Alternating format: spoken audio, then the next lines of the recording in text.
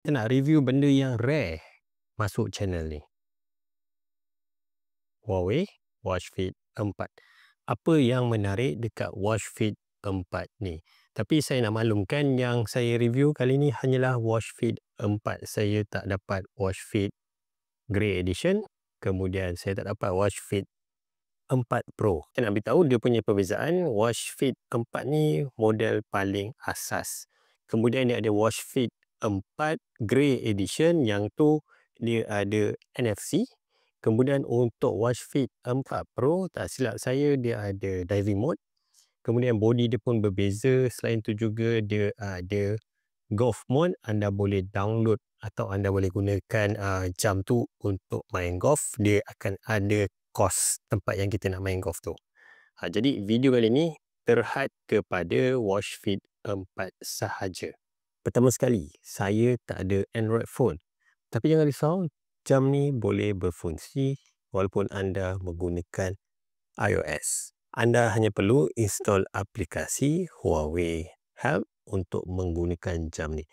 Jangan risau, fungsi dia tetap baik tanpa ada Android.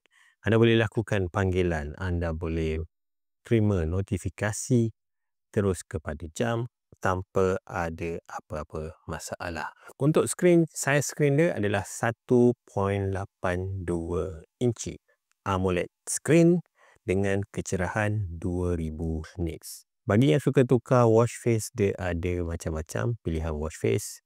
Kat sini pun dah ada banyak. Anda boleh download juga. Yang percuma ada, yang berbayar juga ada. Untuk reka bentuk, sekilas pandang dia nampak macam satu jenama tu. Tetapi bila dah tengok lama-lama, dia berbeza. Kalau nampak dekat sini, dia ada crown dia untuk buat selection. Anda boleh scroll up dan scroll down untuk pilihan. Kemudian dia ada butang untuk pergi kepada aktiviti larian.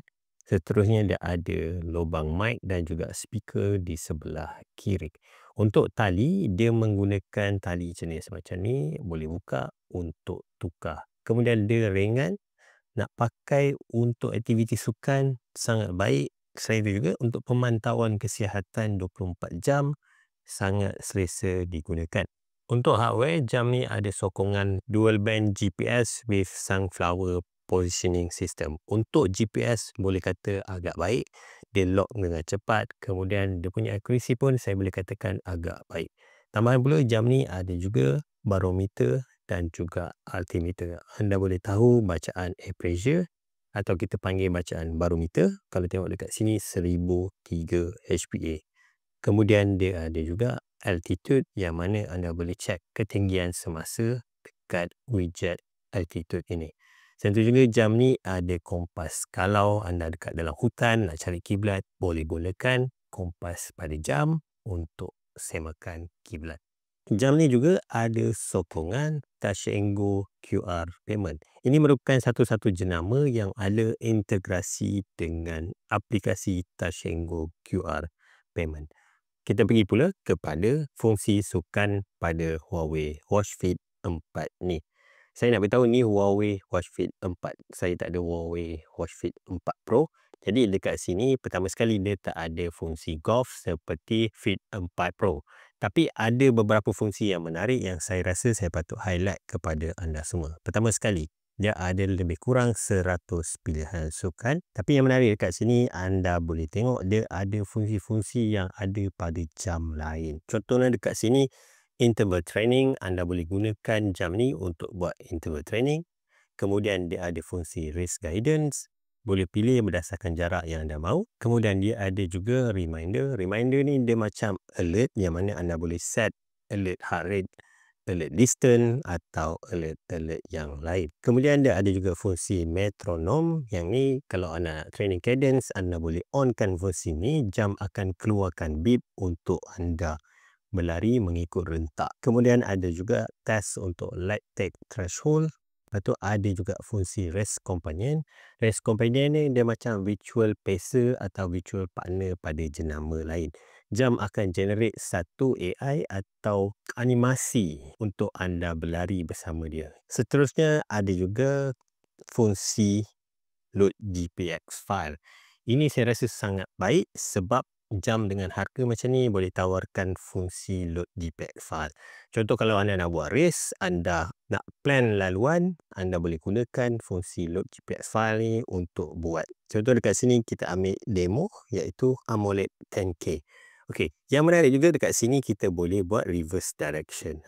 Boleh tekan kat sini untuk buat dengan direction yang berbeza dan ada juga informasi distance dan total time. Jam ni juga ada fungsi trail running. Kita ambil contoh dekat sini, start saja.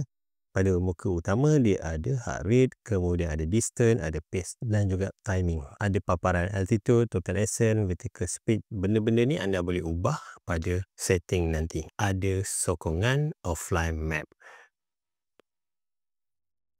Anda boleh zoom in, zoom out mengikut kesesuaian. Kemudian jam ni juga ada fungsi route back atau track back. Kalau seorang hikers atau trail runner, anda pergi hiking sampai satu point, anda nak patah balik, anda boleh gunakan fungsi route back untuk kembali kepada laluan asal atau titik permulaan anda. Kemudian banyak lagi pilihan sukan. Kalau tak cukup atau tak ada dalam paparan ni, anda boleh pergi kepada add dan boleh tambah. Jam ni ada juga informasi mengenai workout status. Workout status ni ada informasi mengenai anda punya running ability. Kalau tengok dekat sini, saya punya ability adalah 34%. Your running ability is higher than 56% of your peer. Seterusnya, dia ada juga informasi training load. Kalau nampak dekat sini, saya punya training load adalah excellent. Kemudian dia ada juga training index. Nampaknya saya punya ni average tapi negatif 5.1. Fitness meningkat tapi fatigue juga meningkat dekat sini. Seterusnya ada recovery info. Kemudian yang paling selalu orang tanya, V2 Max. Ada bacaan V2 Max. Untuk dia punya bacaan tu boleh kata agak accurate juga. Saya baru pakai jam ni lebih kurang hampir 2 minggu. Saya punya V2 Max adalah 46. Kalau ikut jenama Garmin, saya punya 48. Kemudian ada race prediction. Kalau nampak kat sini, 5 km 29 minit, 10 km 1 jam 1 minit, half marathon 2 jam 15 minit, full marathon 4 jam 41 minit. Comel kan kucing ni? Kucing comel ni merupakan salah satu fungsi kesihatan yang ada pada jam ini. Yang ni adalah emotional well-being. Kalau nampak dekat sini kucing ni tengah santai, maksudnya saya punya emosi adalah neutral. Untuk lihat secara lebih mendalam, anda boleh pergi dekat emotional well-being punya info. Kat sini nampak saya punya emosi adalah neutral. Kalau anda scroll ke bawah, dia akan tunjukkan dalam bentuk seharian. Kemudian yang bawah ni ada stres punya info. Seterusnya untuk fungsi kesihatan, pertama sekali jam ni ada optical heart rate yang mana dia boleh pantau kita punya bacaan heart rate. Seterusnya ada juga informasi mengenai SpO2 atau kandungan oksigen dalam darah. Ada juga heart clover, ada sleep analysis, ada breathing exercise. Seterusnya jam ni ada fungsi Bluetooth call. Anda boleh buat panggilan terus daripada jam. Tapi dengan syarat telefon kena ada di sisi. Contoh dekat sini kita buat panggilan menggunakan jam ni.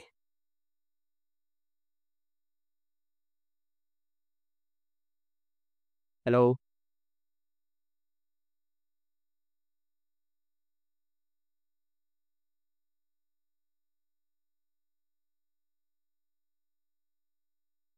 Seterusnya untuk jangka hayat bateri, jam ni boleh bertahan selama 10 hari untuk penggunaan smartwatch. Untuk saya yang lari dan bersukan setiap hari ni, 5 ke 7 hari tu memang boleh dapat. Jadi apa pendapat saya mengenai Huawei Watch Face 4 ni? Saya pertama sekali pakai Huawei, saya tak pernah ada pengalaman guna model-model sebelum ni. Tapi untuk saya punya pendapat, jam ni harga dia tu sebenar okey, tapi kalau dia boleh turun sedikit bawah RM500, sebab bila dia berada dekat harga RM599 tu ada banyak jam lain yang berada dekat situ dan dekat-dekat area situ. Dia ada menawarkan fungsi yang berbeza dan kadang-kadang lebih menarik daripada jam ni.